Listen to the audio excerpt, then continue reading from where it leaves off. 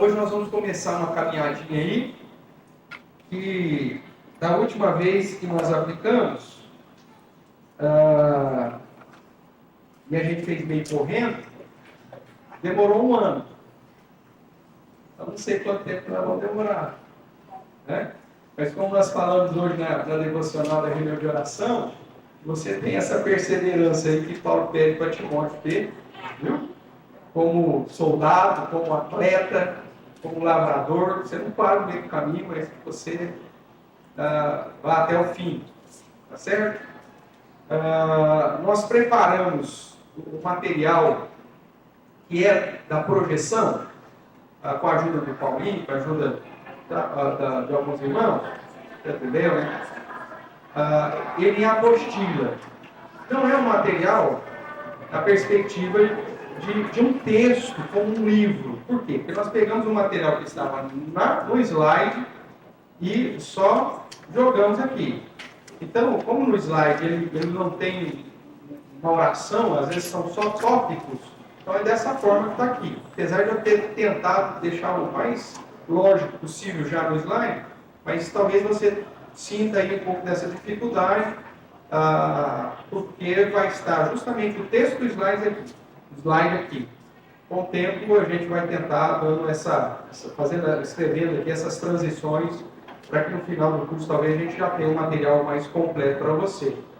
Esse material ainda está sendo revisado, né? Por isso que nós não disponibilizamos para você. Nós já temos ele em PDF, nós vamos disponibilizar lá no grupo do WhatsApp para você, só que ele não está corrigido. Então tem alguns erros de digitação, alguns erros na própria editoração e tal. Então, você tenha paciência, porque é o primeiro que nós estamos fazendo aí. Mas nós não vamos disponibilizar. A Miriam que está nos auxiliando, mas ainda leva um tempinho para explicar pronto. Depois, na hora que tiver tudo direitinho, aí a gente disponibiliza ele já todo revisado. E até com os acréscimos que provavelmente nós teremos que fazer para dar uma conexão maior para o leitor. Agora, se você já quiser esse material, também já tem disponível. Nós fizemos o orçamento, já encadernadinho como esse aqui. Tá? A gente é o preço basicamente do que eles estão cobrando, mais uma questão para facilitar no troco, sai R$20, ok? São 152 páginas. Então, um material razoável e que te dá a possibilidade de acompanhar, fazendo anotações e tudo mais. Tá? Eu fiz questão de colocar, inclusive, alguns quadros, né, alguns que a gente vai usar aqui na projeção. Então tem aqui também na apostila, que é para você justamente acompanhar exatamente aquilo que a gente vai apresentar no nosso curso. Tudo bem? Eu vou pedir que os interessados, então, depois nós vamos passar uma folha aí, pedir lá até uma ajuda lá para as meninas lá, uma folha, Márcia, aí a gente já vai passando. Eu acho que eu tenho aqui caneta. E aí, se você tiver interesse, que aí a gente já pede, na semana que vem você já tem o material novo. Tá? Pastor, eu não quero material impresso, não tem problema. Como eu já te disse, eu vou disponibilizar lá no grupo hoje o PDF. Igualzinho está aqui. Tudo bem? Então vamos lá, né? Vamos começar. O título que nós lemos, irmãos, para a nossa sequência de estudos aí sobre Apocalipse, é a vitória do Cordeiro e da sua noiva. E aí na capa vem um leão. Não é assim? Olha que coisa fantástica, né? A vitória do Cordeiro e da sua noiva. Primeiro, o Cordeiro tem noiva? Né? Você conhece a noiva do Cordeirinho? E aí põe na capa um leão.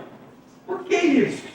Porque justamente dessa forma que Apocalipse começa. Ele se mostra de uma maneira totalmente fora da realidade para as pessoas quando o Apocalipse foi escrito e inclusive até para nós hoje. Eu tenho caneta aqui. Vamos lá? Só um instantinho, irmão.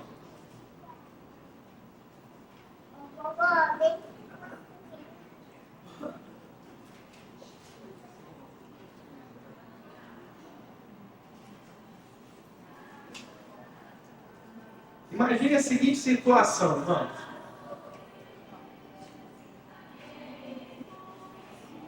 João, pela data que a gente tem, que a cristandade acredita da escrita do livro de Apocalipse, João estava beirando os seus 100 anos de idade. Então, João, velhinho, pregador de uma nova seita, apesar do cristianismo agora já ser bem fundamentado, mas para o Império Romano ainda era o pessoal que estava fazendo barulho. E aí então um senhor de quase 100 anos, pregando uma religião nova,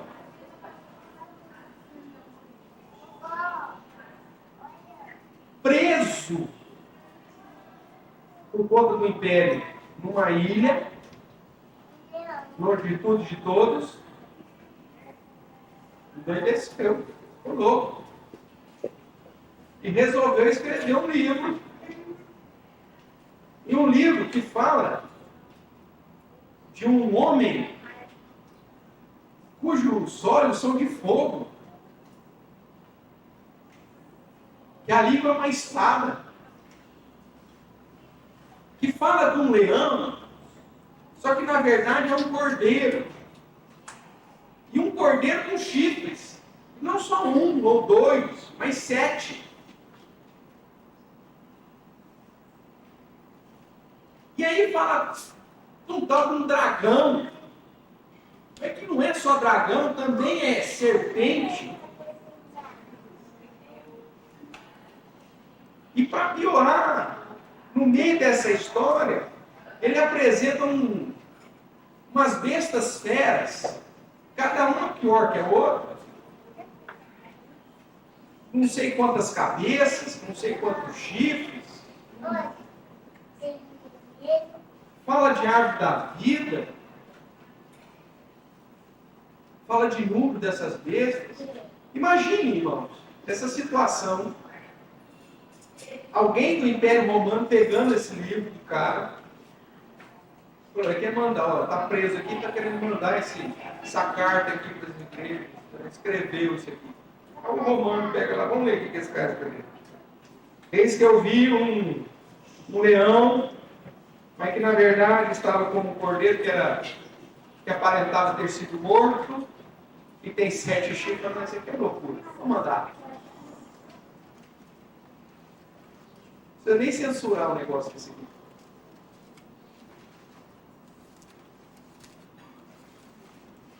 Essa é uma das características do oráculo de Deus. Ele revela tudo, mas para quem tem o óculos correto. Para quem não tem o óculos correto, o oráculo não revela.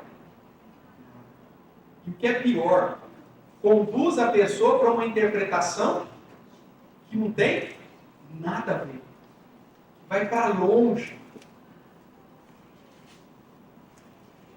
E aí nós vamos ver nesse caminhar que essa sequência de João e que todas essas simbologias que ele apresenta faz sentido para alguém.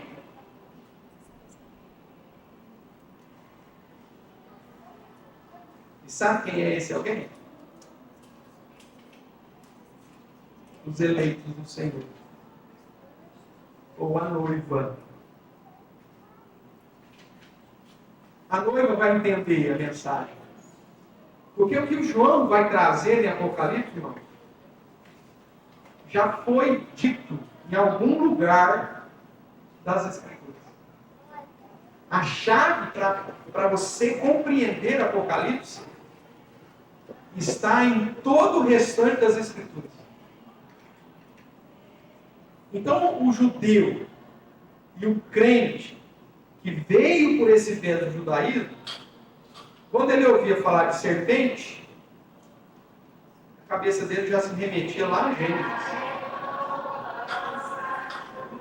Quando ouvia falar de Armagedon, a cabeça dele já ia lá para os Juízes. ouvia falar de Babilônia, ele sabia muito bem do que se tratava. Ou seja, são símbolos, expressões que para o romano não fazia sentido nenhum. Mas para o conhecedor das Escrituras, fazia toda a diferença. E apontava o que realmente estava para acontecer. É nesse universo, irmãos, que nós estamos entrando. Eu, antes de me converter, ou antes de ser alcançado pela graça do Senhor, mas já sendo trabalhado pelo Espírito Santo de Deus, eu sabia que eu não queria mais ir à igreja católica, porque os questionamentos que eu fazia lá na igreja católica, nunca ninguém sabia me responder. E sabia uma outra verdade que eu tinha no meu coração, era que crente eu não seria jamais. E eu crente, de jeito nenhum. Tirava sarro dos crentes. Eu era o terror dos crentes. Também, né? Estou no mesmo barco, né? A Clarissa, nós estudávamos no mesmo colégio, um belo dia ela deixou lá acho que é um... Como chama?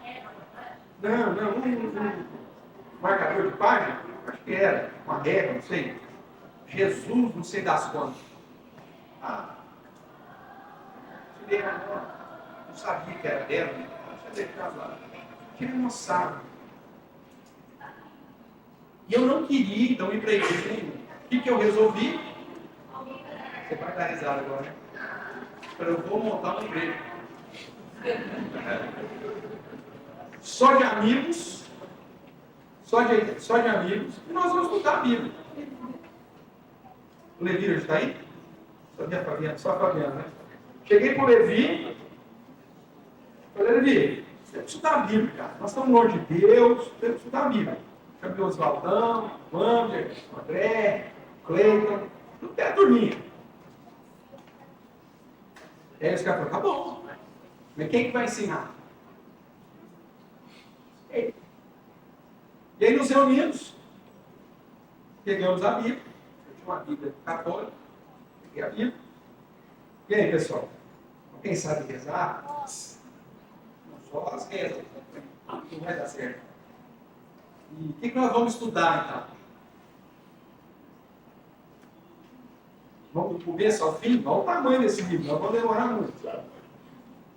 Vamos para o fim da história, cara. Combinado? Combinado. Dentro da cabeça de que todo livro tem um início, meio e fim. Vamos para o fim.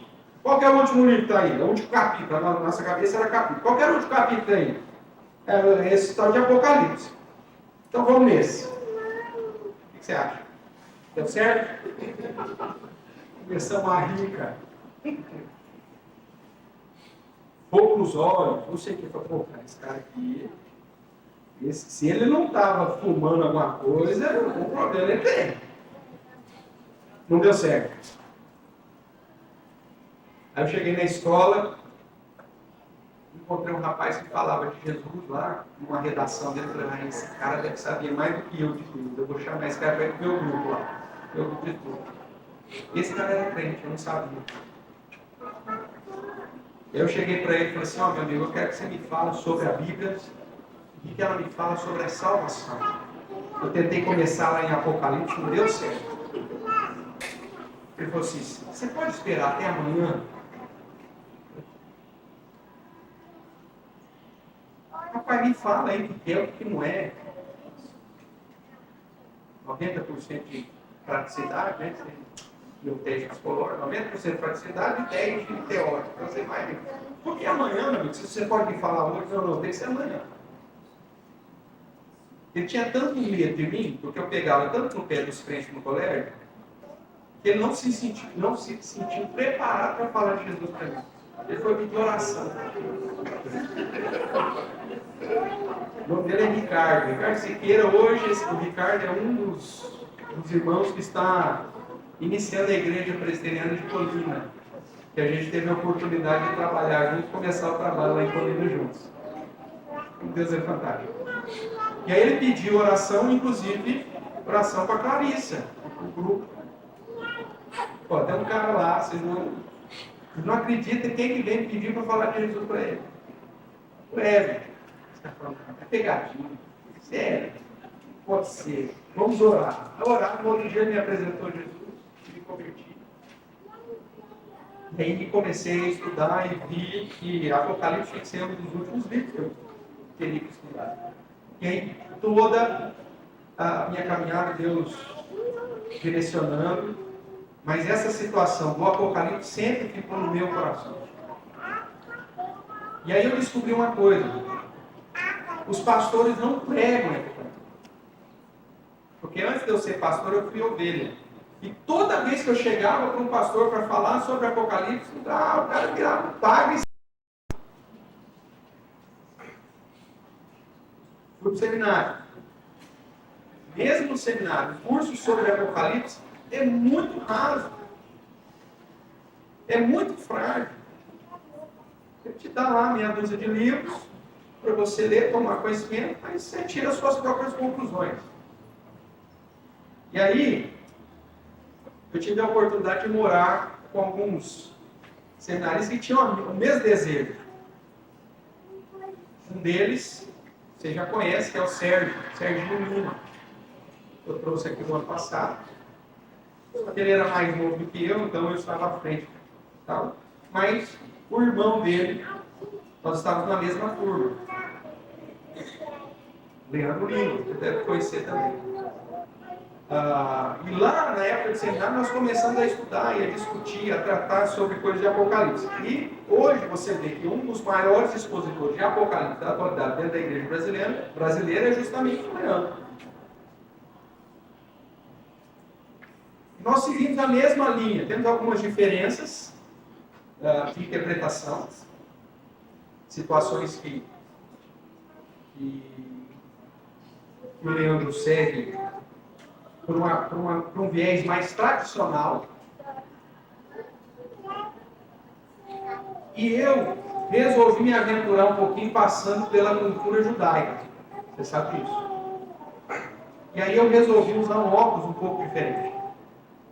Não tentar interpretar Apocalipse com a mente ocidental. De que todo livro tem começo, meio e fim.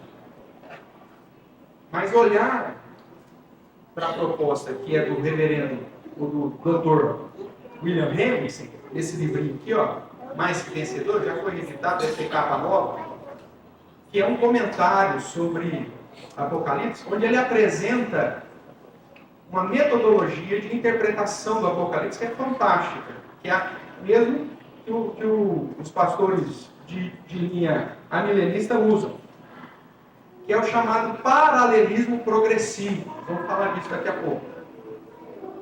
Dentro da visão do Dr. Hendricks, Apocalipse não foi escrito de modo cronológico, com começo, meio e fim, mas foi escrito dentro de um contexto cultural e da tradição judaica, ou do modo de pensar oriental, ou seja, cíclico,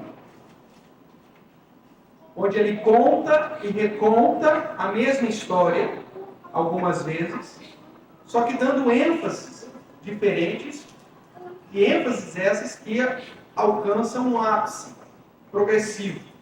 Nós já fizemos uma brincadeira aqui com vocês,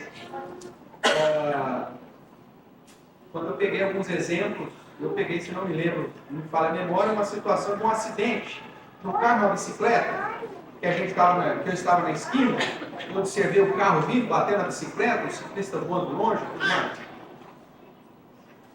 Se você fosse perguntar para mim, ocidental, eu ia te dar uma história cronológica. Olha, eu estava andando pela calçada, cheguei perto da esquina, ouvi um barulho, olhei o carro frenando, a bicicleta batendo, o cara caiu. Pronto, contei a história. Se fosse um judeu que tivesse nessa situação, ele ia contar essa mesma história, primeiro falando tudo que ele fez, o que ele veio pensando na calçada. Falando do horário do sol, onde estava a sombra, onde estava a luz. Por isso que a posição dele era uma posição privilegiada, porque não deu nenhuma sombra, não teve nenhum reflexo. Depois ele ia contar a perspectiva do carro, ele ia falar o carro que era, a cor do carro, que ele observou do carro, se o carro estava com muita velocidade ou se não estava. E ele vai dar todos os detalhes relacionados ao carro. E aí depois ele vai contar a mesma história de novo, só que agora dando ênfase no carro de bicicleta. Falando que o cara veio andando de bicicleta sem as mãos, que ele foi olhar para uma moça que estava passando. Ou seja, ele vai contar a história pelo menos 3 vezes, dando ênfase diferente, e quando você junta as 3, você tem a história completinha e com detalhes. Nós não. Nós falaremos de uma vez só. Um pensamento linear. Ele não. Ele é simples. Então o Dr. Hendricks, ele vem apresentar esse método para a interpretação do Apocalipse, chamado paralelismo progressivo. Nós nos utilizamos desse método, só que aí resolvemos ir um pouco além. Vamos estudar algo. Você tem um livrinho muito pequenininho, fininho, reverendo Ernest Maia, meu professor, quando ele fala sobre, é só uma introdução, sobre a literatura apocalíptico-judaica. Esse livrinho me despertou para ir além. Ele faz só uma introduçãozinha, mostrando que existe uma característica toda especial do jeito do judeu olhar para as questões escatológicas. Está preso a esse modo de enxergar o mundo, de contar a história de modo cíclico e preso às tradições do próprio judaísmo. Então, é um termo que você pode encontrar, literatura apocalíptica judaica. Feito isso, então eu entrei um pouquinho no universo judeu para conhecer sobre a tradição judaica em assuntos relacionados a Apocalipse. E Apocalipse vai falar justamente das bodas do Cordeiro, vai falar de casamento, aí vai falar de noiva, vai falar de mulher, vai falar de filho, que é um contexto bastante vivo dentro da cultura judaica. E aí então nós fizemos aquele caminho com as festas judaicas. Dentre elas, a principal, eu comecei com o casamento, depois nós fomos para as 7 festas solenes, que vai nos ajudar, com o pano de fundo, compreender alguns detalhes também do Apocalipse. Então, dentro dessa odisseia toda, irmãos, então nós hoje sintetizamos esse curso que vamos começar agora. Eu convido você a abrir então Apocalipse, capítulo 1. Nós vamos começar como deve ser, mesmo. Verso 1. Na verdade, 1 a 3. Se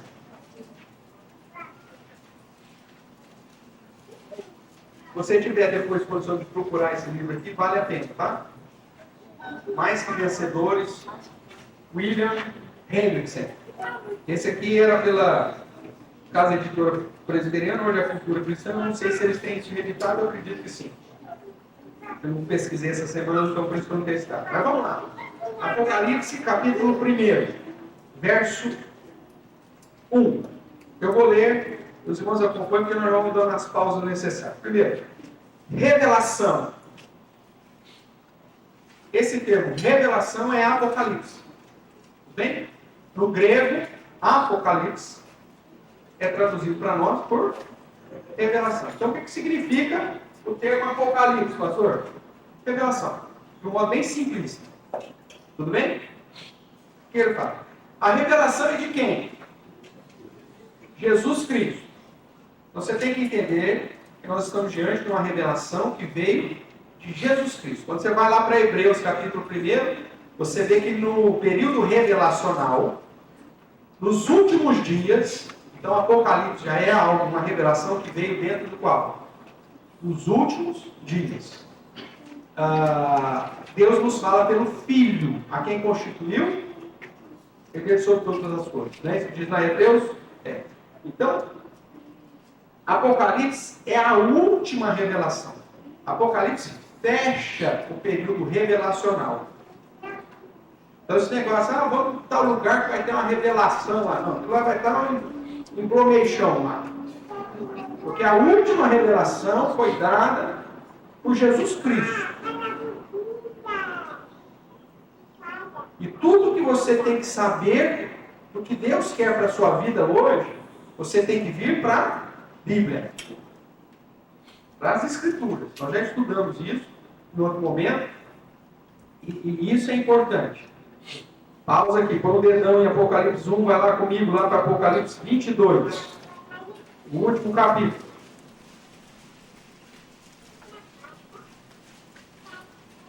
Verso 18.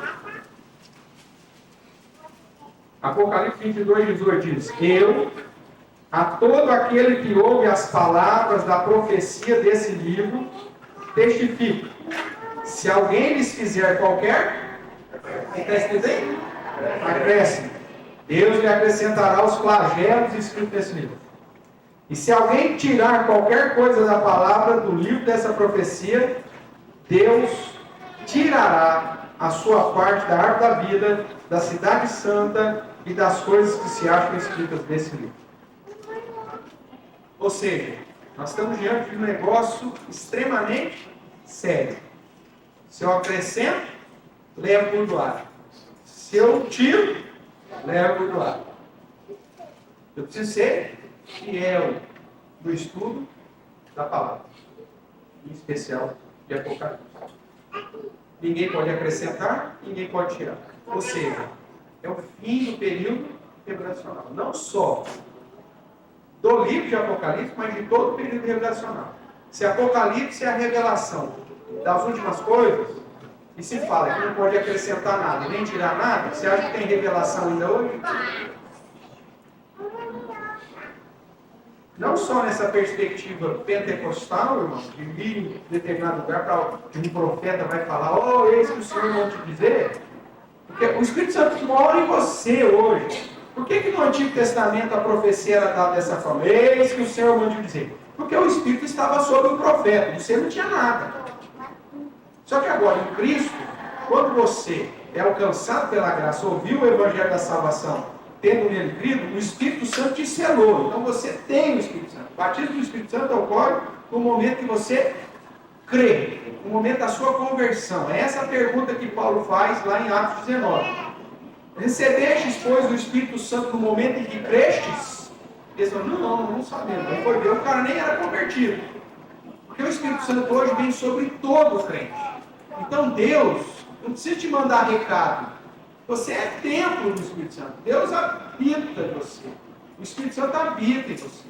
E a palavra do Senhor é a palavra de Deus. Então, se Deus quer falar alguma coisa contigo, Ele vai falar diretamente, porque o Espírito Santo é. Agora, se você não é convertido, aí é assim, tudo bem. O Espírito Santo não está em você, aí pode ser que alguém chegue para você e fale, olha, meu amigo, você precisa mudar de vida.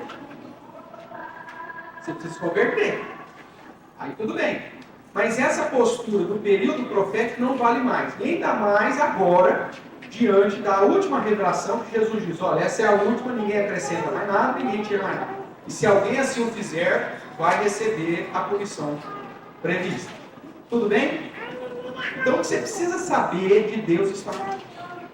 Essa é a primeira coisa que você tem.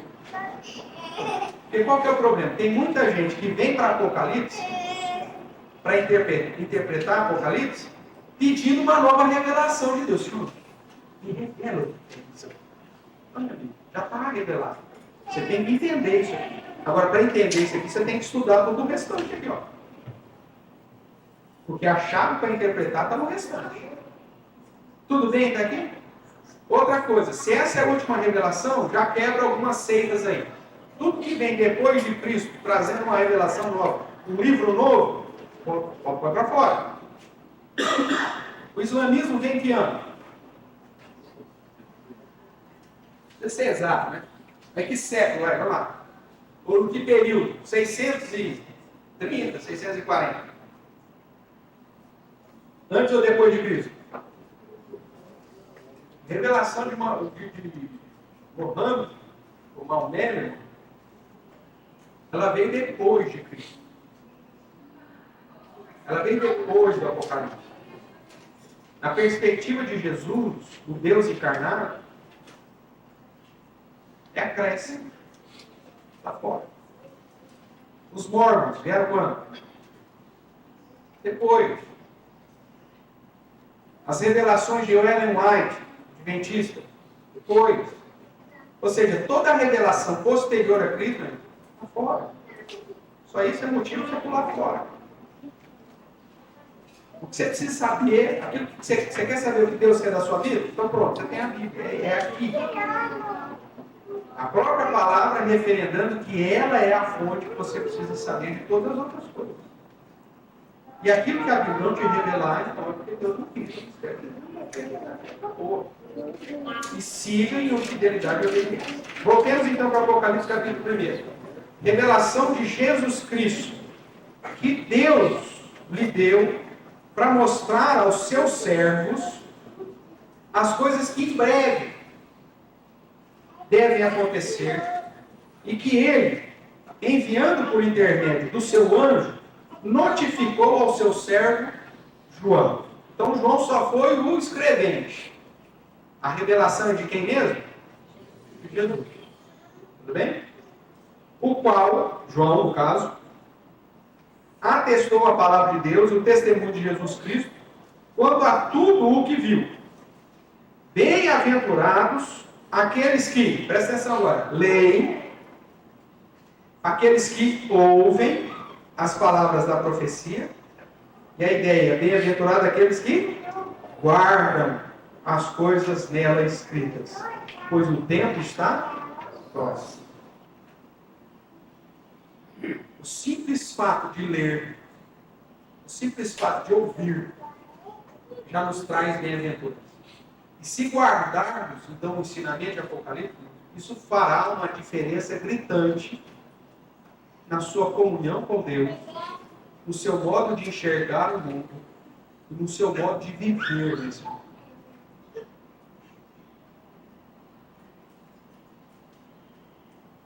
É por isso que o estudo do Apocalipse é um negócio tão sério e tão negligenciado. Primeiro, porque se o cara não for com fidelidade, você viu lá que vai levar a bordoada. Então o cara já é melhor não mexer com o fogo. Ok? E segundo,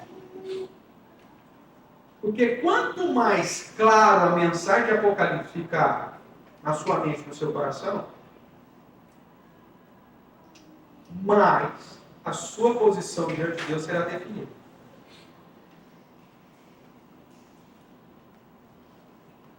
Porque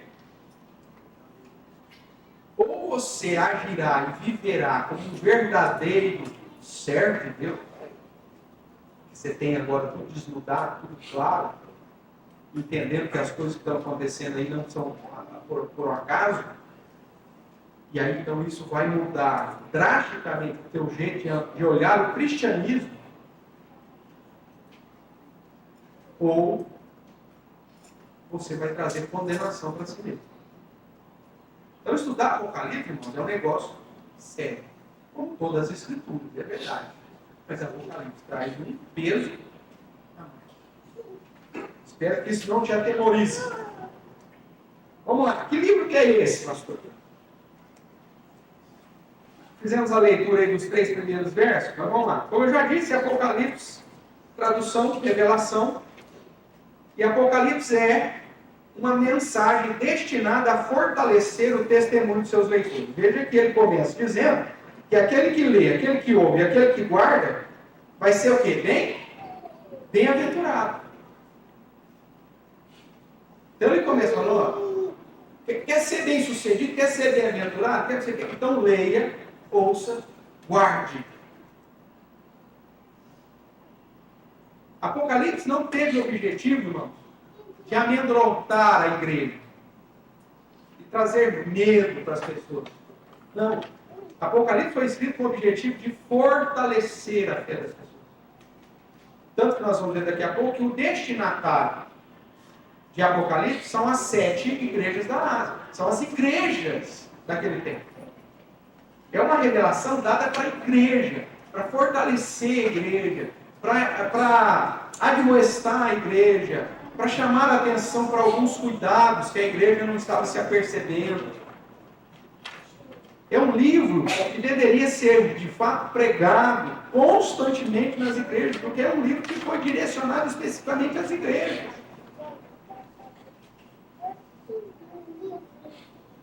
E as pessoas negligenciam, até mesmo muitas vezes por ação do próprio inimigo, porque quanto menos pessoas e menos cristãos tomarem conhecimento da verdade da profecia de Apocalipse, mais você vai viver um cristianismo meia boca. Agora, a partir do momento que isso aqui começa a fazer sentido para você, não tem como você ficar em cima do muro. Você vai ter que escolher um lado. Não tem como pensar numa possibilidade de uma vida meio santa, meio consagrada, meio fiel.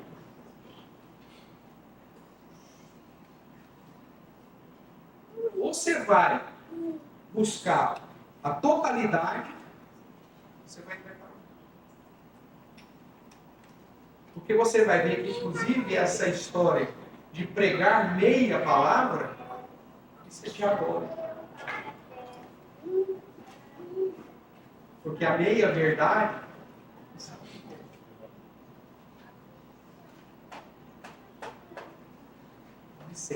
mas o objetivo aqui é fortalecer os leitores. O livro, irmãos, pronuncia não apenas condenação dos infiéis, mas também bênção aos fiéis. Vamos ver alguns exemplos? Vamos lá, Apocalipse capítulo 14. Vou pegar aqui alguns versos para você fazer essa construção aí na sua mente. Apocalipse 14, verso 13.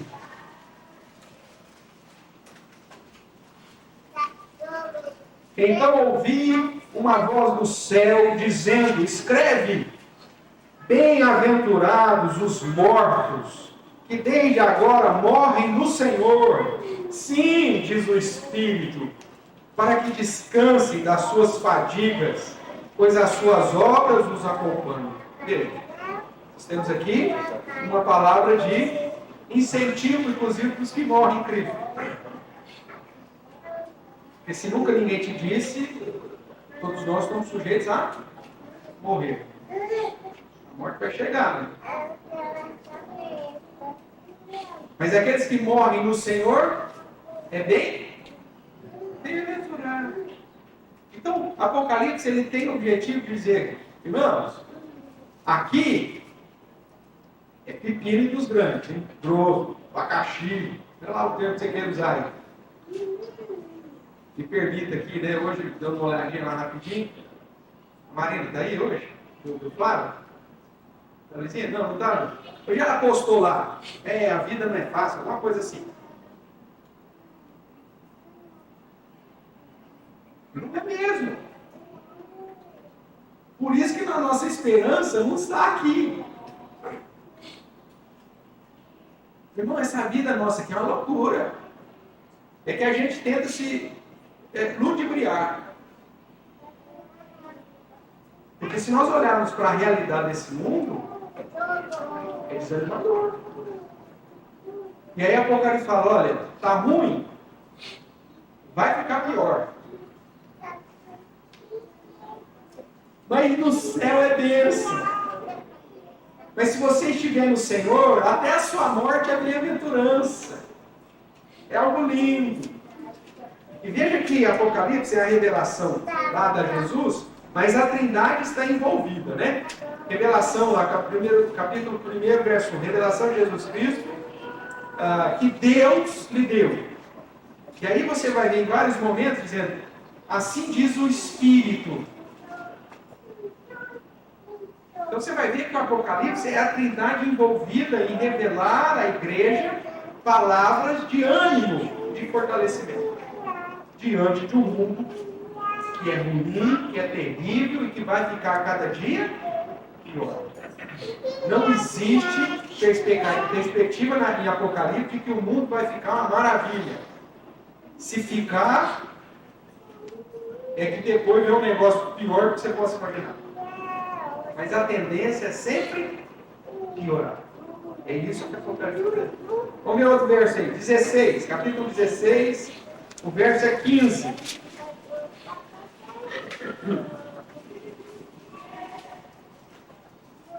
É engraçado que ele está aqui falando dos flagelos ou das taças, né? Que é só bucha, hein? É só coisa terrível. E aí ele põe um parênteses aí, né? Começa com um parênteses, não parece? É um parênteses, tipo assim, ele começa a falar coisa feia, que vai acontecer coisas feias, e vai falar, fica tranquilo, vai dar tudo certo. Fecha o parênteses, e olha, vai piorar mais ainda. E aí nesse parênteses mesmo que ele diz, na ideia de nos fortalecer nos animais, ele diz assim, o verso 15, eis que eu venho, como vem o ladrão, bem-aventurado aquele que vigia e guarda as suas vestes, para que não ande nu e não se veja a sua vergonha. Mas ele está falando, olha, eu vou vir, eu vou resgatar vocês. O mundo vai ficar cada vez pior, mas vai ter um fim. São palavras de fortalecimento. O Apocalipse, irmãos, é para nos motivar, é para nos fortalecer. Veja ainda, 19:9.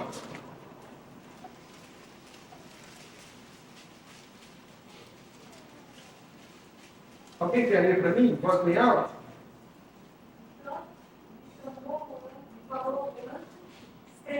Bem-aventurado aqueles que são chamados à ceia das bodas. E acrescentou, são essas as verdadeiras palavras. Ótimo. Mais uma vez, ele volta a dizer, olha, é bem-aventurado aqueles que estão separados para ir para as bodas do Cordeiro. E é Deus que está falando isso. Então, a garantia desse convite é verdadeira. Esse casamento não vai ser cancelado.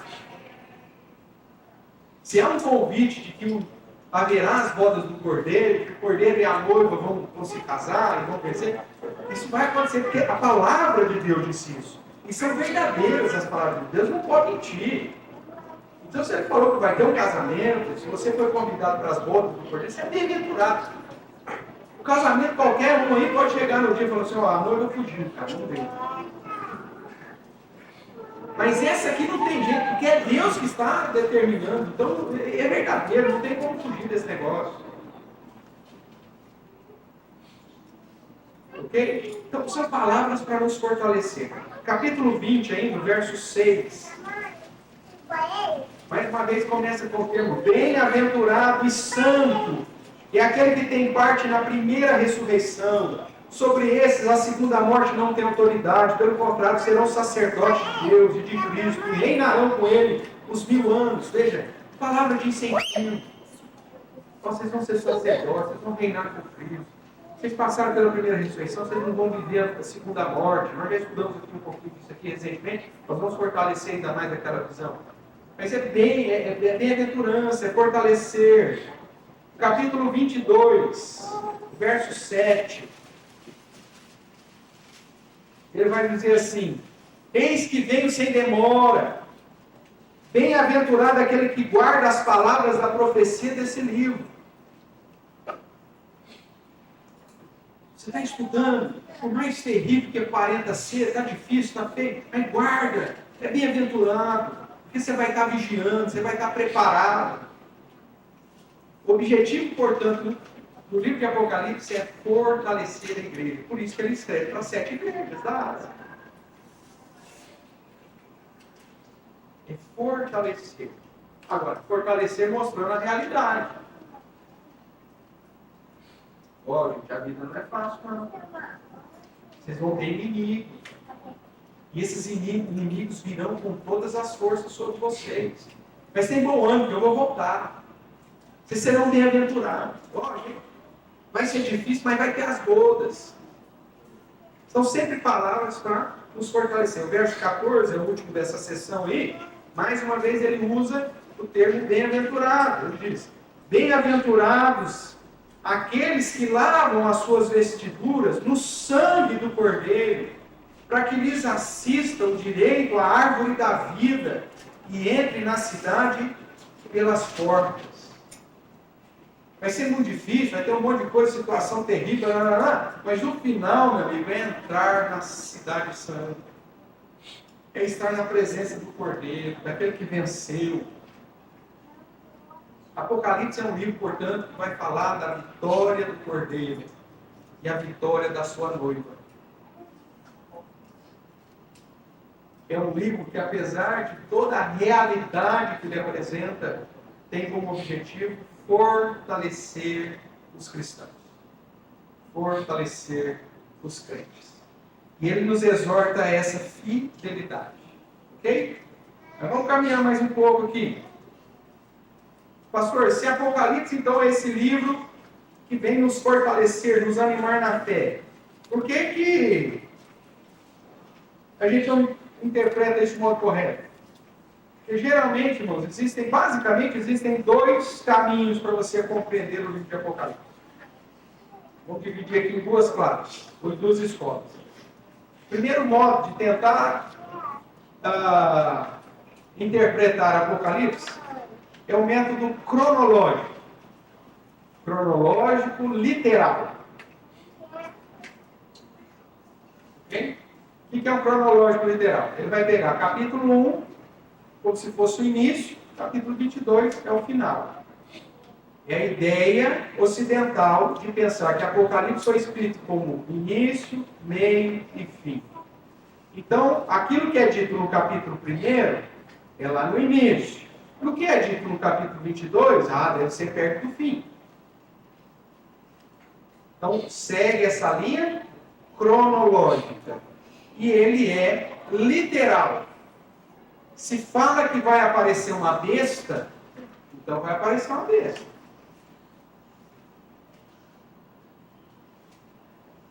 Se fala que vai gravar a marca da besta na mão direita ou na fronte, vai ter que ter um trem gravado lá mesmo.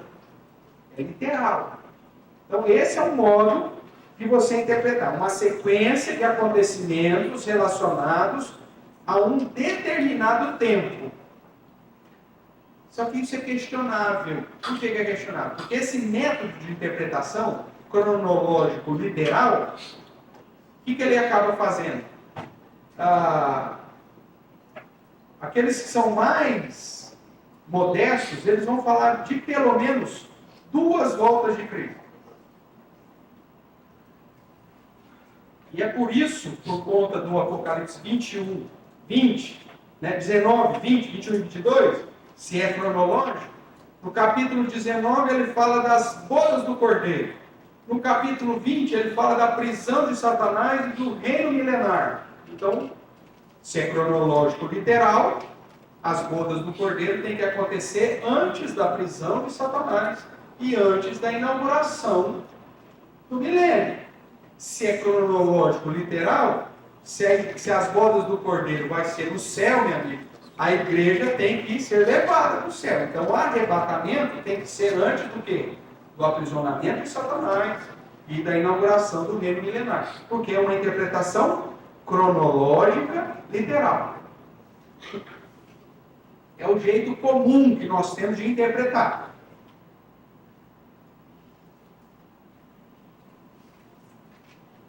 O problema é que nessa sequência cronológica literal, Apocalipse fala da volta de Jesus, sabe quantas vezes? 7 vezes. Então, se eu for fiel a essa metodologia, eu tenho que falar que Jesus deve voltar quantas vezes? 7 vezes. Porque é cronológico e literal. Agora, falar que Jesus vai voltar 7 vezes, isso é um absurdo. Então, aí o que se faz? Aí entra aquilo que eu chamo de teologia Gretchen, dá uma rebolada, né? Dá aquela rebolada para tentar encaixar o seu modo de enxergar. Por quê? Porque o homem, irmão, é mais fácil ele tentar argumentar em prol de uma tese dele do que simplesmente falar, não deu certo, então a minha interpretação está errada, porque a Bíblia não erra.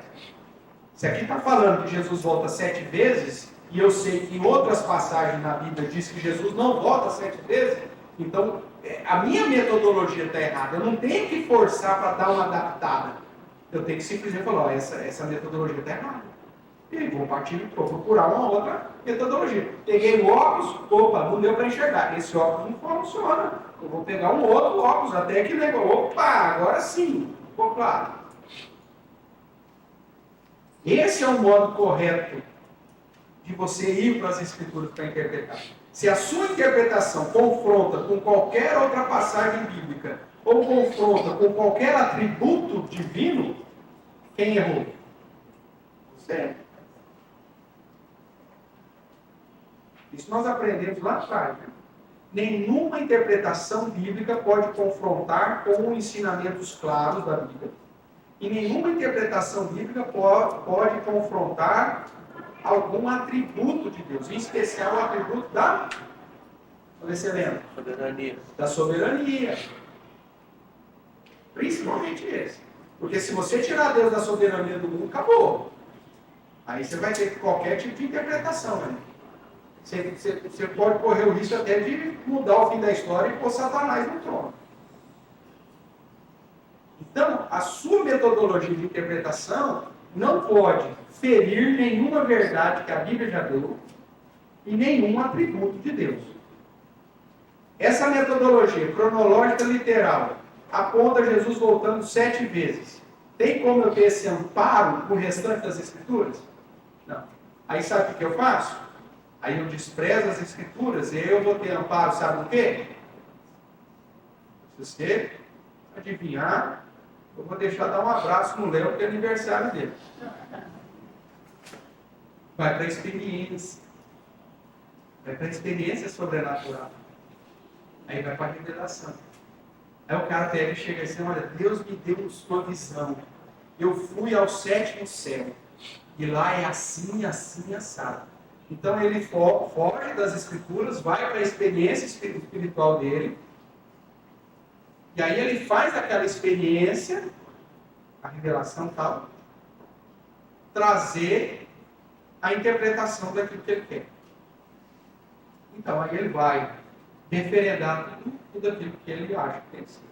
É o que aconteceu, por exemplo, com a doutrina do arrebatamento, que foi reproduzida naquele filme Deixado para Trás, ou no filme Apocalipse, ou em todas outras obras que foram feitas. Na onde que está o embasamento bíblico daquele negócio? Não está. Só que alguém teve uma revelação. Veio posterior ao dia do Apocalipse? Veio. Então o que você tinha que fazer com essa revelação? Jogar fora. Isso é fidelidade escriturística, irmão. Paulo de menos se um anjo aparecer para você, dançando samba.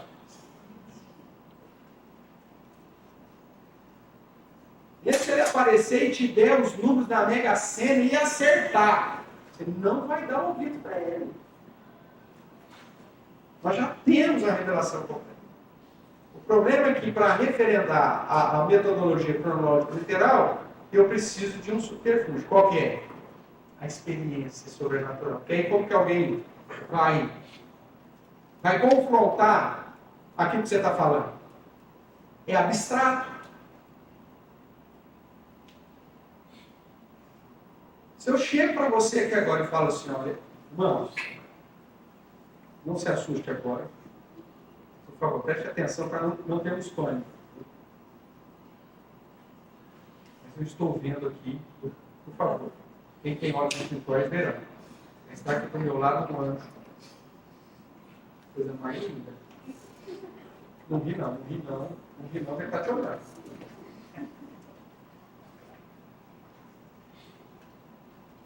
Você que está rindo, tem aqui do outro lado um demônio.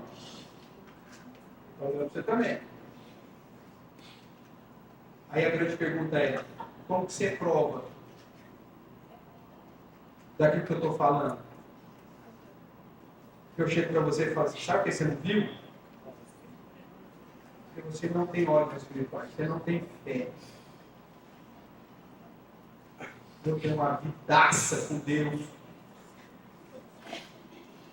Sim, ó. Liga até no meu celular. Você ri? Já vi isso acontecer, hein? Tem um presbítero amigo, lá em Rio Preto, isso que aconteceu isso.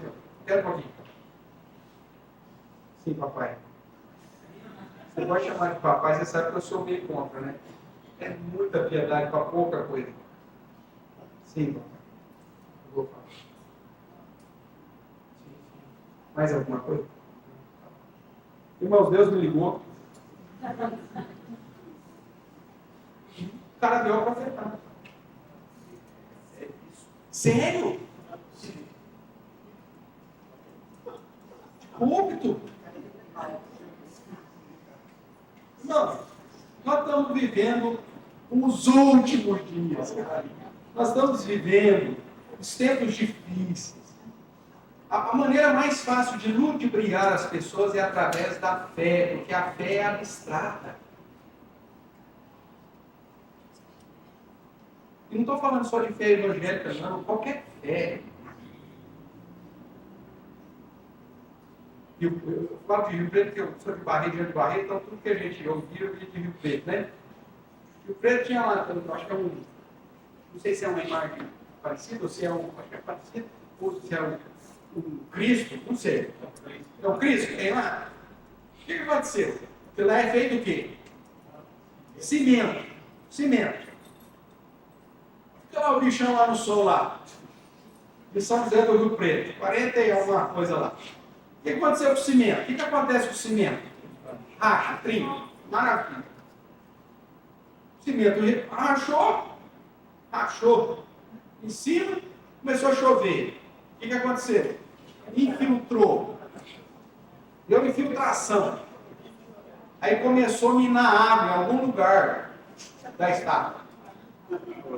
Chegou lá um iluminado, uma criatura iluminada. Cristo está chorando. São as lágrimas de Cristo pela pecaminosidade de Rio Preto. E começou com um copinho lá, debaixo da patinha. Lágrimas de Cristo. Dá licença. Lotou de Romero.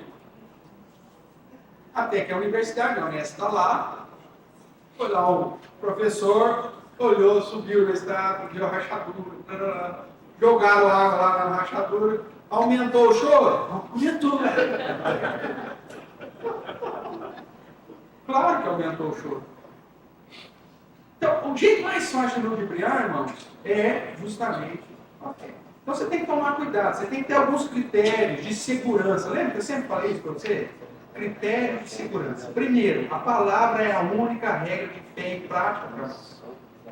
Se você diz, isso aqui não é importante, já era. É a única. Segundo critério, nenhuma interpretação, a Bíblia interpreta a própria Bíblia. Então, nenhuma interpretação minha pode confrontar outra parte da Bíblia. E nenhuma interpretação minha pode confrontar um atributo de Deus. Aí você vai ter segurança de que aquilo que você está estudando, interpretando, é de fato o que Deus quer na sua vida. Caso contrário, você está enrolado. Então, o método cronológico literal, ele tem muito mais questionamentos, por isso que é questionável, do que acertos. Pastor, mas então qual que é o outro método? O outro método é aquele que eu já comentei contigo, que é apresentado aqui pelo senhor William Hendricks, doutor, é falecido. Mas só para você ter uma ideia aqui, o cara era doutor em tudo quanto é coisa. Teólogo, linguista, só para você ter uma ideia. Doutor em hebraico e grego, e dominava umas 20 línguas. Só isso. O cara lia em 20 idiomas diferentes. Com propriedade. Não é o que acontece comigo no francês, todo jeito que eu me envolvo para caramba. Não é nada. O cara, mais de 20. Esse cara era um erudito. E ele apresenta, então, essa proposta chamada de paralelismo progressivo simbólico. Depois fica isso mais conhecido. Então, um é cronológico literal. A segunda proposta não é cronológica. São ciclos e simbólicos. Nós já temos um exemplo aqui para você. Vamos pegar ele de novo? Foi semana retrasada. Na visão aqui do trono, lá. Verso 5, do capítulo 5. Só para você entender um pouquinho qual que é essa questão, pelo menos do simbolismo, e não do literal. Versos do capítulo, Apocalipse 5, 5. Todavia um dos anciãos me disse, não chores, eis que o leão da tribo de Judá, a raiz de Davi, venceu, para abrir o livro e os seus 7 selos. Então vi, no meio do trono e dos 4 seres viventes, e entre os anciãos, de pé, o leão, você viu? O cordeiro. Veja, o ancião diz, olha, o leão venceu, mas ele olha e vê quem? Um cordeiro. Um cordeiro como tendo sido morto. Veja a característica do cordeiro. Ele tinha o quê? 7 chifres. Bem como 7 olhos, que são os 7 Espíritos de Deus enviados por toda a terra. Vamos pegar aqui na perspectiva cronológica literal. Quantos Espíritos tem Deus? Ou literal, Deus tem 7 Espíritos. A Bíblia diz que Deus tem 7 Espíritos. Se for literal, esse cordeiro tem quantos chifres? 7. Que é rei, mas que também foi sacerdote, sacrifício. Ele tem 7 chifres. Chifres, no Oriente, é poder. No Ocidente, não queira ter chifre, esse negócio não vai pegar bem aqui não. Mas lá, é poder. Então, falando que ele tem 7, 7 é o número da perfeição, está falando que Jesus, que é o leão e é o cordeiro, ele tem todo o poder. Ele é onipotente. Aí diz que ele tem 7 olhos. Você já viu um cordeiro com 7 olhos? O que significa? Ele vê tudo. Ele é onisciente. E ele foi espalhado por toda a terra.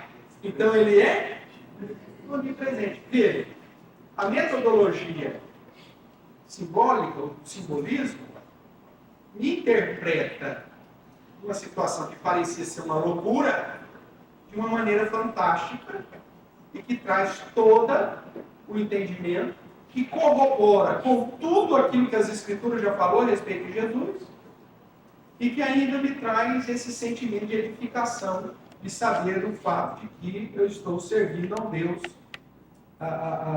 que é todo-poderoso, que conhece todas as coisas, nada passa desapercebido a Ele e que está presente em todo lugar. Olha que coisa fantástica. Essa metodologia, então, me ajuda. E aí, o que o Dr. Hentz vai dizer? Então, são sessões paralelas que contam a mesma história com detalhes distintos e que progridem para um grande final. Ou seja, essa metodologia do paralelismo progressivo simbólico, ele é confirmado pela própria Bíblia. Porque você tem que confrontar as verdades bíblicas para chegar na interpretação correta. A margem de erro é muito grande. Porque você está usando as ferramentas corretas para chegar na interpretação. Se eu for para metodologia cronológica literal, eu vou ter problema atrás de problema. Tudo bem? Para reforçar essa confirmação do livro, nós vemos que o livro ele é recheado de figuras diferentes, de números e de símbolos. E é organizado, segundo o Dr. Hendricks, e é confirmado pelo estudo do Apocalipse, em 7 sessões paralelas. Ou seja, o Apocalipse, você está contando a história, a mesma história, 7 vezes. Só que uma vez você vai dar ênfase respondendo o que vai acontecer com a igreja. Na outra, você vai, o que vai acontecer com o mundo? O que vai acontecer com o ímpio? O que vai acontecer com os crentes? O que vai acontecer com os aliados de Satanás? E o que vai acontecer com o próprio Satanás? E qual que é a nossa esperança final? Ele vai contando e recontando a mesma história 7 vezes, só que em cada sessão dando uma ênfase diferente. É aquela historinha lá, a analogia que eu fiz, do acidente. Uma das sessões eu vou contar a perspectiva do pedestre, na outra eu vou contar a história na perspectiva do motorista, na outra eu vou contar a mesma história na perspectiva do ciclista, na outra eu vou contar a história da moça que o ciclista ficou olhando, e aí vai. São 7 vezes contando a mesma história, o mesmo período de tempo, as mesmas realidades, o mesmo contexto, o mesmo tudo, só que dando ênfase, como se fosse várias câmeras apontando para assuntos que eu gostaria de dar ênfase naquele momento. Difícil às vezes para nós ocidentais pensar assim, mas dá para compreender como que funciona essa mente judaica. Dentro dessa literatura apocalíptica judaica, ela funciona em ciclos ou sessões. Tudo bem? Porém, essas sessões não são cronológicas. Quer ver um exemplo simples para você quebrar essa linha de metodologia? Abra aqui Apocalipse capítulo 2. Você tem aí essa sessão que vai falar das 7 igrejas, ok? As cartas às 7 igrejas da tudo bem? Aqueles que defendem a metodologia cronológica literal, eles falam o seguinte: a carta de igreja de Éfeso era para o período da igreja primitiva. Aí ele vai seguir. Aí Esmirna vai pegar um período lá, no ano 200, não sei das quantas. Pérgamo, no ano 500, não sei das mais do que. Tiatira, no ano 1000. Sardes, não sei o que. Até 1814, eu acho que começa a igreja de Laodiceia, que é a última. Então nós estaríamos cronologicamente no último período. É assim que a metodologia cronológica literal faz. Mas observe o que diz já na primeira carta, que é a carta de Éfeso. Verso 7. Alguém lê para mim bem alto? Quem tem ouvidos, ouça, que o Espírito diz nas igrejas: ao vencedor, dar-lhe-ei se alimente da água e da vida, se for para. Pode. Tem uma expressão aqui, verso 7, que quebra já essa ideia da metodologia cronológica. Se a carta para a igreja de Éfeso fosse apenas para a igreja de Éfeso, por que ele usa aqui no verso 7 o plural para igrejas? É porque o que ele está falando para a igreja de Éfeso serve para todas as outras igrejas, de todas as épocas, de todos os lugares do mundo. Isso é paralelismo. Se fosse uma mensagem só para Éfeso, ele dizia: quem tem ouvidos, ouça o que o Espírito diz a Éfeso. Ou o que o Espírito diz à igreja de Éfeso. Mas não, veja o que o Espírito diz às igrejas. Você vai ver isso, ele vai falar em todas. Quer ver? Verso 11 do capítulo 2, para a igreja de Esmirna. Quem tem ouvidos, ouça o que o Espírito diz a quem? Às igrejas.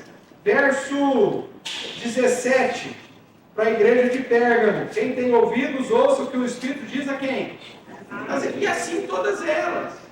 Porque aquilo que foi dito para Éfeso serve também para Esmirna, para Tiatira, para Sardes, para Filadélfia, para Pérgamo, para todo mundo.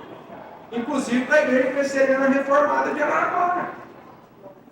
Todas as cartas são endereçadas às igrejas, e são 7 justamente para mostrar que são a totalidade das igrejas, de todos os tempos, em todos os lugares, em todos os momentos. A palavra, a exortação que ele diz aqui para a igreja de Éfeso, é aplicável para mim, hoje.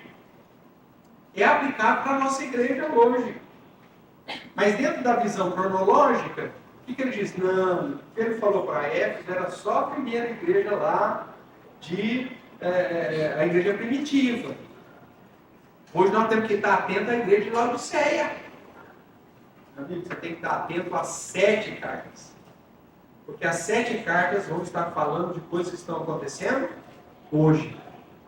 Porque Apocalipse fala das coisas que eram, das coisas que são, e das coisas que hão de vir. Nós já vimos isso semana passada e vamos ver aqui mais uma vez. Se você quer relembrar aí, é só olhar aqui, Apocalipse capítulo 1, verso 19. Vamos relembrar aqui? Apocalipse capítulo 1, verso 19. Escreve, pois, as coisas que viste. Isso é o quê? Passado. As que são. As que são é o quê? Presente. E as que hão de acontecer. Isso é o quê mesmo? O Apocalipse ele é tão complexo por conta disso. Ele fala de coisas que já aconteceram, quando João estava escrevendo, de coisas que estavam acontecendo e de coisas que aconteceriam. E a aplicação dos ensinos vai ter essa realidade. Outra coisa que você não pode esquecer é que Apocalipse foi destinado às 7 igrejas da Ásia. Apocalipse tem que fazer sentido com os irmãozinhos lá no primeiro século. Por isso, qualquer interpretação mirabolante hoje em dia, cibernética, não serviria para eles. E a mensagem, originalmente, foi para eles. Então, a minha interpretação, eu tenho que ficar restrito àquilo que a palavra de Deus me permite. É aquilo que nós já falamos sobre a marca da besta aí, que eu já dei spoiler, né, que vocês falam. Né? Então, se eu interpreto como um negócio futurista, não faz sentido nenhum para a igreja do primeiro século, e nem para as igrejas que viveram até o século passado. E Apocalipse também era para eles. Então, todos esses detalhes, irmãos, esses critérios, têm que ser trazidos e colocados sobre a mesa para que eu não venha errar na interpretação. Para que eu não acrescente e para que eu não tire nada. Tudo bem? Eu sei que a igreja, em especial a igreja brasileira, 90% dela foi bombardeada com a metodologia de interpretação cronológica literal. Você pode perguntar para 90% dos crentes, aqueles que sabem alguma coisa de Apocalipse, eles vão te apresentar a interpretação vinda da escola cronológica literal. Nós vemos um dos versos que fala da bem-aventurança, né, para que você não ande nu. Tem igreja, inclusive, que o cara, ele dorme de terno. Porque se Jesus voltar, meu amigo, se vai no banheiro, é rapidinho. Porque vai que Jesus volta naquela hora. Hã? Professor? Amigo, Jesus te criou, cara. Deus te conhece a substância quando você ainda era substância informe. Você acha que Deus vai se envergonhar daquilo que ele criou? Tranquilo. Né? A pessoa dormir já traiada. Tem de sapato, porque vai que não dá tempo. Não é nada disso. Mas isso o que acontece? Por que você chega num extremo desse? Você chega num extremo desse porque a metodologia te conduz a isso. Se você achar fiel. A Bíblia diz que eu sou bem-aventurado para que eu não seja encontrado nu. Então eu não posso. Tomar banho é um negócio ligeiro. Olha lá, tem nuvem no céu de hoje, tem nuvem. Eu pedi eles vai Jesus a botar quando tem nuvem. O céu está limpo, lá hoje dá para tomar um banho mais demorado. Porque é tudo literal. A gente não precisa chegar nisso. Isso é escravizar. Infelizmente, a igreja brasileira ela foi bombardeada com essa metodologia. E aí, por isso que muita gente despreza Apocalipse. Muitas pessoas vão para os extremos e outras simplesmente desprezam Apocalipse. Ah, não dá. Se é isso, então para fora. Mas não, nós temos uma outra metodologia. William Hendricks, então, no livro Mais Que Vencedores, diz: as 7 sessões do Apocalipse são organizadas em ordem climática e crescente. Ela é progressiva. Paralelismo progressivo. Há progresso na ênfase da aproximação do juízo final, que é primeiramente anunciado, depois apresentado, falando do juízo final, e por fim descrito. Então, numa das sessões ele diz, vai ter juízo, ele apresenta. Na outra sessão, o que ele fala? Uma ele anuncia, a outra ele apresenta, e por fim, então, ele descreve como que vai ser. Tudo bem? Essa sequência. Igualmente, o novo céu e a nova terra são descritos mais plenamente no final do que nas sessões precedentes. Em todas elas falam do novo céu e da nova terra? Fala, de certa forma fala. Ao vencedor dar-lhe a coroa da vida. Isso aí vai ser na onde? No novo céu e nova terra. Só que ainda aqui não é o objetivo ele falar do novo céu e da nova terra. Ele está falando da fidelidade que é exigida dos crentes. Então, nessa sessão, ele menciona sobre o novo céu e a nova terra. E conforme vai passando as sessões, aí ele vai trazendo mais elementos. Ao chegar na última sessão, aí ele só fala do novo céu e da nova terra. É um paralelismo progressivo. Isso aqui é fundamental para a gente caminhar. Tudo bem, irmãos? Eu sei que é meio teórico demais, né? Mas a primeira aula aí é isso aí mesmo. Vamos lá, alguns exemplos. Exemplo de paralelismo. O número 7 aparece repetidamente no livro de Apocalipse. Sem falar dos termos e referências repetidas sempre em número 7. Quer ver um exemplo? Vamos lá. Nós já lemos aí alguns, né? As bem-aventuranças. Você vai ter 7 vezes falando sobre bem-aventurança. Apocalipse 1:3, 14:13, 16:15, 19:9, 20:6, 22:7, 22:14. Paralelismo. Tudo bem? Quer ver um exemplo clássico de paralelismo fora de Apocalipse? Vou fazer esse exercício aqui rapidinho. Nilce, abre para mim Gênesis 1:1. Queria olhar para mim João 1:1. Evangelho de João 1, verso 1.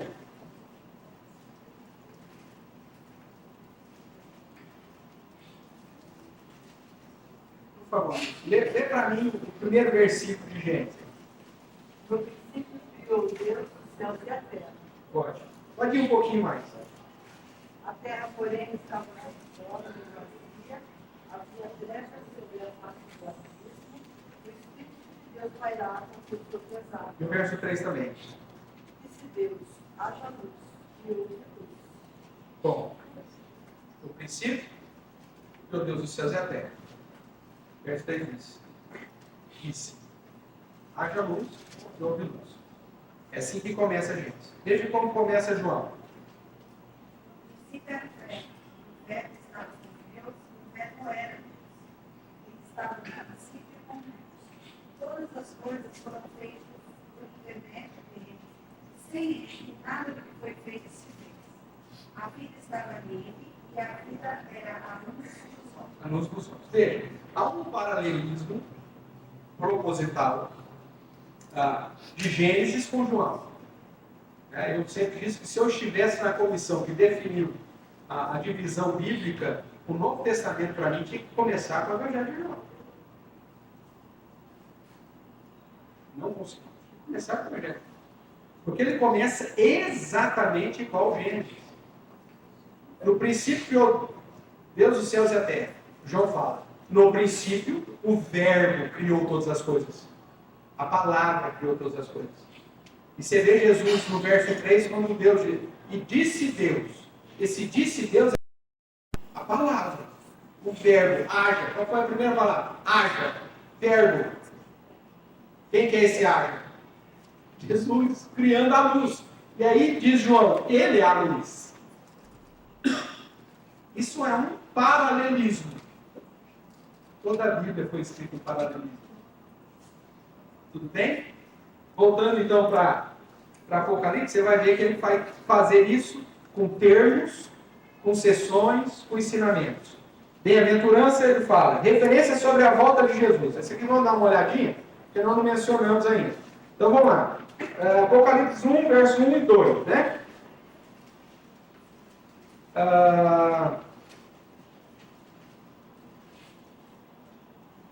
Revelação de Jesus Cristo, que Deus lhe deu para mostrar aos seus servos as coisas que em breve devem acontecer. E se deve acontecer, depois Jesus vai falar, ó, eu vim sem demora, ó, eu vim como ladrão. Isso que em breve ia acontecer era apontando para a volta do próprio Cristo, né? Enviando por intermédio de João, notificou seu servo João, o qual testou a palavra de Deus e o testemunho de Jesus Cristo quando a tudo o que viu. Capítulo 2, verso 16. Portanto, arrepende-te, e se não, venho a ti sem demora. Venho a ti sem demora.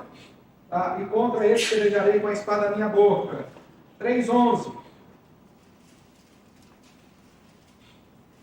Venho sem demora. 22. Aí pula lá para a última sessão, ó. 22, verso 6.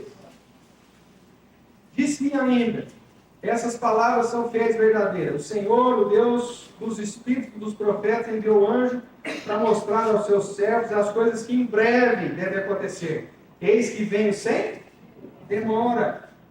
Esse é o contexto. Verso 22, 12. E eis que venho sem demora. Aqui a ênfase, irmãos, é no fato que Jesus está voltando. Por isso que a última sessão vai dar uma ênfase. Mas ele sempre está falando as mesmas coisas. Tanto que o verso 6 do 22 é paralelo e quase idêntico ao verso 2 do capítulo 1. Isso é paralelismo. Tudo bem? É você falar de coisas, mas em sessões separadas, falando da mesma coisa sempre.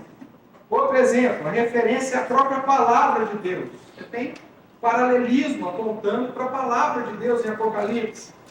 A referência ao Todo-Poderoso, a expressão Todo-Poderoso. Você tem lá 7 referências a Deus Todo-Poderoso. O que mais? Você tem 7 expressões de louvor, né? 7 cânticos que exaltam a Deus, o Cordeiro. E assim, então, você tem aí vários outros exemplos que demonstram essa ideia do paralelismo.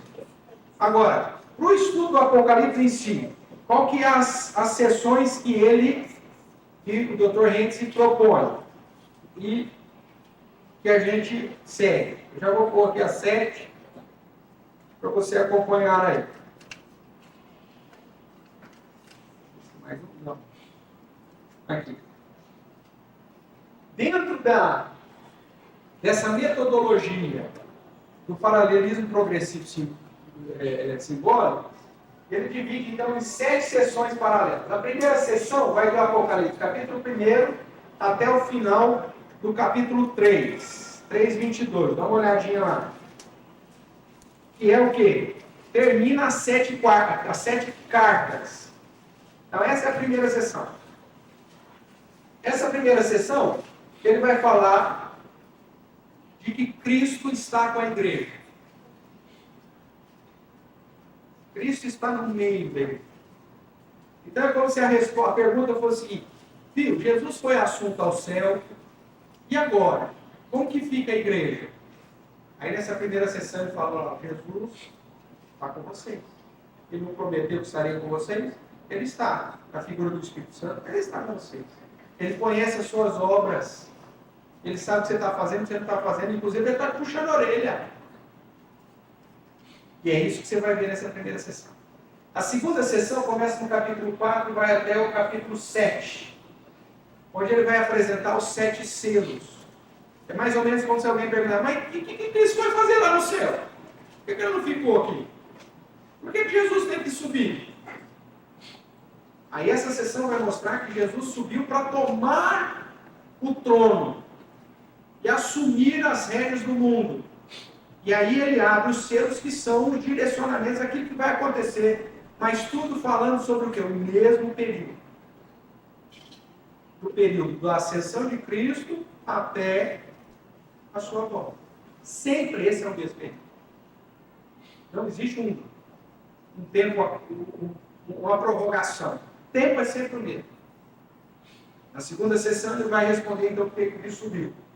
Aí depois, da terceira sessão, do capítulo 8 ao capítulo 11, ele vai falar das 7 trombetas, que são as advertências de Deus. Durante esse período, Deus vai trazer várias advertências para o seu povo. Situações que vão acontecer no mundo, relacionadas a todas as áreas. Alguém perguntou assim, pastor, o coronavírus. Irmãos, pode ser uma trombeta ou pode ser um flagelo. Mas está dentro do script. Deus é soberano, nada está fora do script. Quarta sessão, o dragão e as 7 vozes. Aí ele vai apresentar então o inimigo agora. Ele vai mostrar Satanás agindo contra a igreja, vindo contra os filhos da mulher. E aí vai ter, nesse meio aí tem AIDS, tem um monte de coisinha. Ok? A outra sessão, a quinta, são as 7 taças, ou 7 flagelos.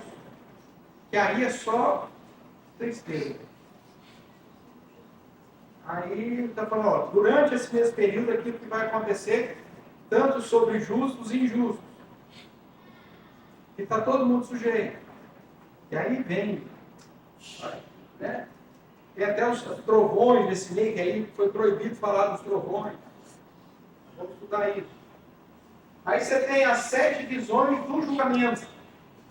Ele vai apresentar o dia final, o dia do juízo. Aquilo que é anunciado, apresentado, agora é esmiuçado nessa sessão.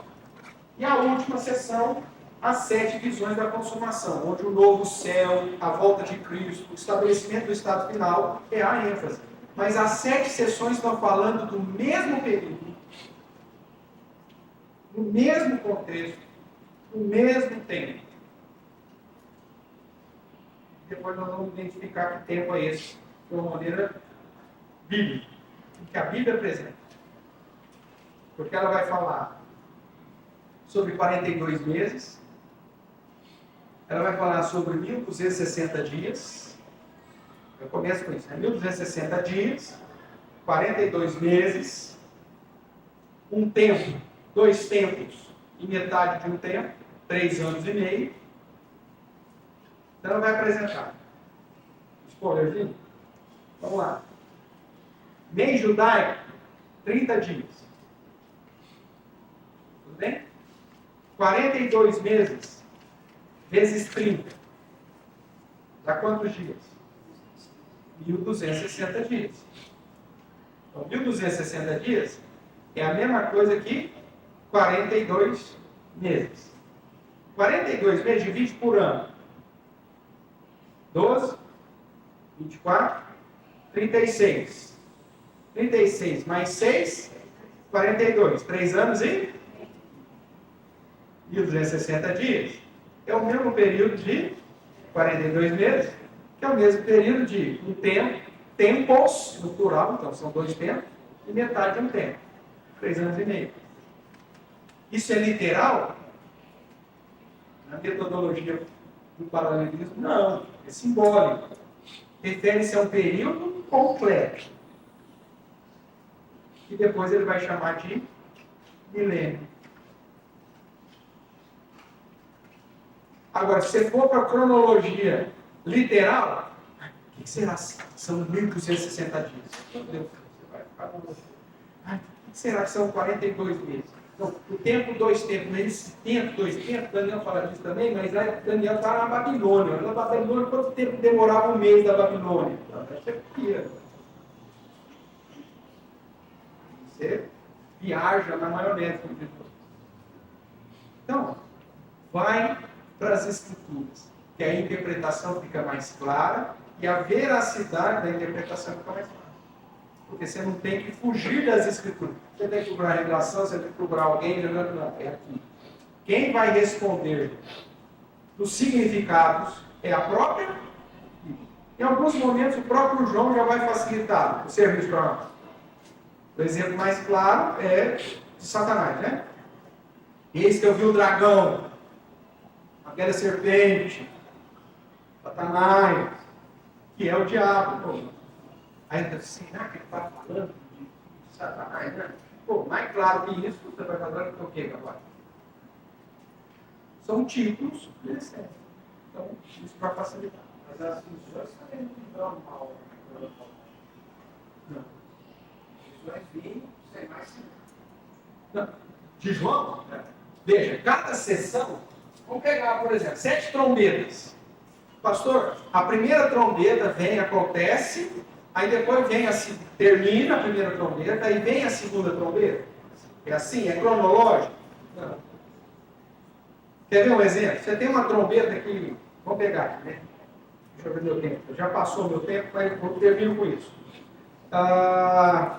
Vamos lá.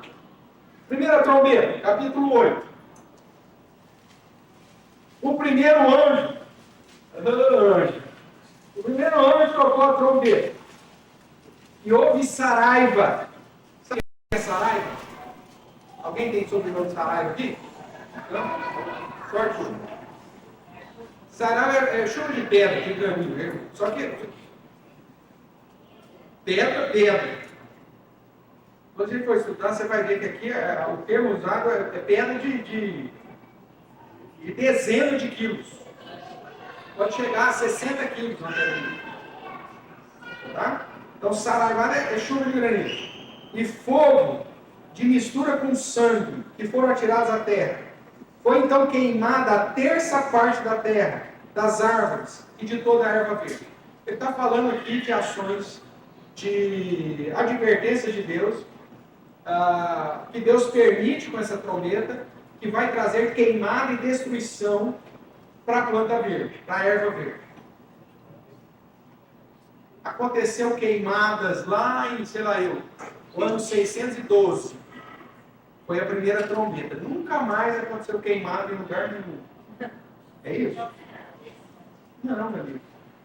A primeira trombeta começou a ser tocada e continua sendo tocada até o final. O problema é que você vai ver que, como trombeta, ela vai queimar uma terça parte. Na hora que vir o flagelo, vai queimar uma quarta. Quando chegar lá, as vozes, né? Quando chegar no flagelo, que é o, aí é todo, tudo. Então, a primeira trombeta já foi soada, já está acontecendo e vai continuar acontecendo. Fala de coisas que eram, das que são e das que hão de vir. A segunda trombeta, veja lá o que vai falar. A segunda trombeta, o segundo anjo tocou a trombeta e uma como que grande montanha ardeu em chamas, foi atirada ao mar, cuja terça parte, o foco das trombetas é só um terço, é a terça parte. Parte se tornou em sangue e morreu a terça parte da criação que tinha vida existente no mar. E foi destruída a terça parte das embarcações.